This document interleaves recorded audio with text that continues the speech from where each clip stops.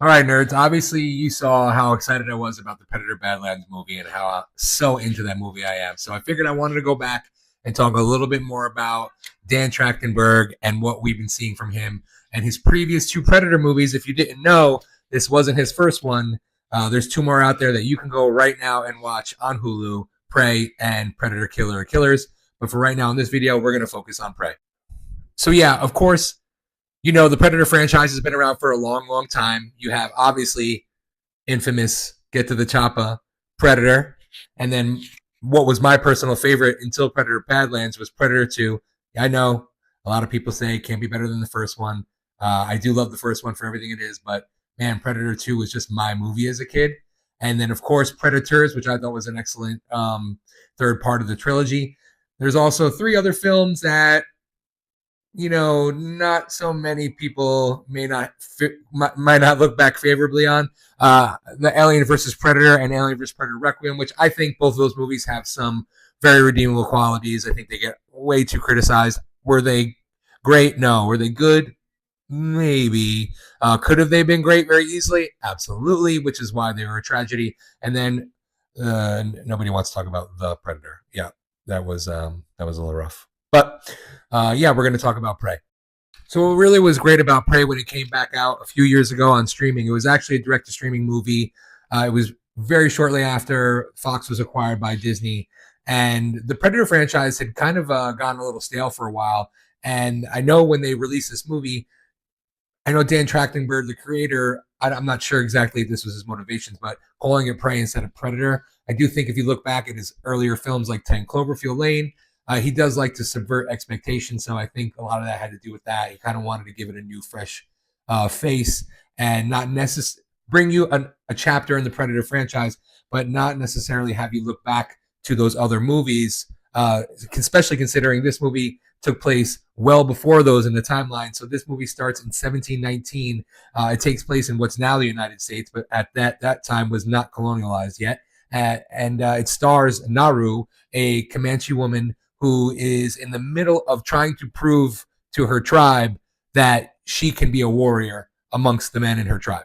I think it was received a lot of great criticism at the time, going back into 1719 and definitely taking what was well known as a very sci-fi, technologically infused series and franchise with all the technology that the Predators had in the previous movies. This one really kind of gets it back to just about the hunt, about the stalk.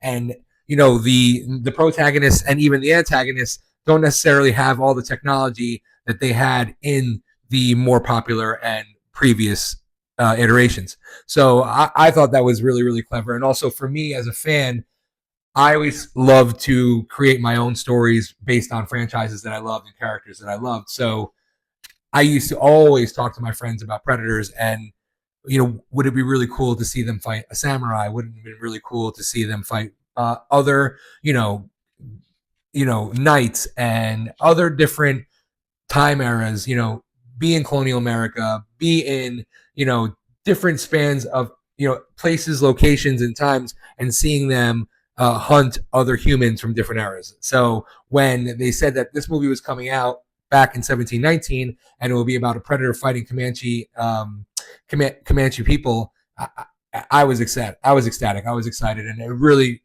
was one of the things I wanted to see happen in the Predator franchise, and I think it absolutely refreshed and brought a lot of people back to the character. The action's great. It's lean. It's fast paced, and like I said earlier, this is definitely more of a primitive version of a Predator. This is also you're using a primitive people fighting against them, so this is like a very ground level and sleek battle between them, and it's visually compelling. It's super fun, and the elements of the CGI and the practical effects. If you like that aspects of sci-fi movies, if you like special effects, you're definitely going to dig this because they do a wonderful job.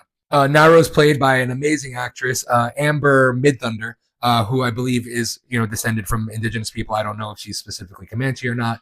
I'm sure somebody in the comments will let me know, and a quick Google search can probably help that. But she does awesome as Naru, and I would love to see another Prey movie starring her or something in this what's becoming the Dan Trachtenberg verse of Predator and Yautja, considering he's got 2 other chapters after this movie. So yeah, definitely more Naru to come. Would love to see Amber Midthunder in more things, and she was a great actress. I liked her in Legion on FX. She was awesome in that show. I think it lasted like 4 or 5 seasons, which was a really good underrated show that I don't think anybody watched but me. So yeah, definitely check her out. So yeah, and not just Amber Midthunder, but also Dan Trachtenberg, the writer and creator and I guess director of this movie, and has been like the helmsman of all these Predator films. You know, he kind of, I guess, came out of nowhere. I know he was a writer. I know he's done some stuff on The Boys. I know that he directed 10 Cloverfield Lane, which was a great movie, a great sci-fi movie. I haven't seen it. Came back out in like 2016, part of the Cloverfield franchise. And you know, he's done some Black Mirror episodes, which is some great sci-fi too, if you enjoy that. But I really enjoyed what he's doing here. He seems to have a passion for the character. It looks like, from what I can tell in interviews I've seen him in, he's not only watched the previous Predator movies, but he's read a lot of the novels and maybe even checked out some of the comics, because there's a ton of Predator lore out there. If you're into the Predator movies, you know, there's some really good stuff where they really have expanded the universe of the Yautja race and Predators, and why they are what they are and why they come to Earth to do what they do. I mean, there's obviously, you know, a very glaring, you know, obvious story like Predator, Prey, something, you know, we murder animals and hunt animals, and they come and hunt us. So it's kind of us getting what we deserve kind of thing. Sorry for the hunters out there, but not that I'm anti-hunter. Please don't cancel me. So yeah, for the most part, you know, this franchise, it seems to be really going on good. Dan Trachtenberg has been crushing it. I really do hope that he continues to do more. Obviously, I'd like to see him do some other things besides Predator, because if he's this good at this, you know, what can he do? Maybe I would love to see this guy do some original things. You know, obviously they always want you to like, oh, he should direct a Star Wars, or he should direct a Marvel movie, or he should do Batman.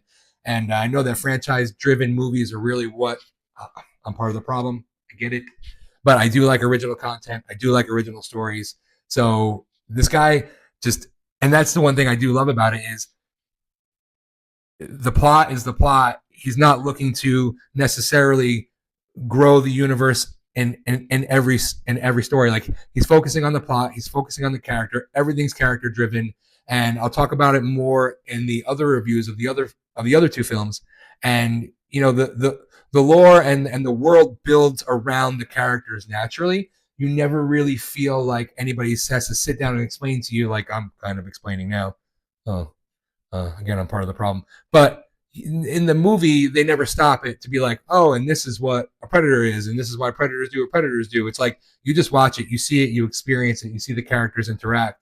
And it's just really well done. And in a world where there's a lot of garbage out there, it's really nice to see. And I probably, people that aren't into sci-fi movies and aren't into horror movies, you know, because Predator definitely is in the horror genre for the most part, are missing out on some really good stories here.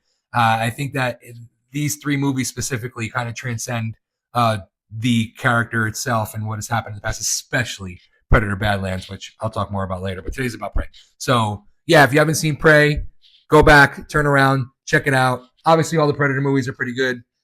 Even the Predator, that's not really that great. But yeah, definitely go watch Prey. Let me know how you think about it. If you've already seen Prey and you love it, if you see Prey and you don't love it, let me know. I don't mind people not agreeing with me. It's actually the best part of this. So I'll see you guys soon. Bye.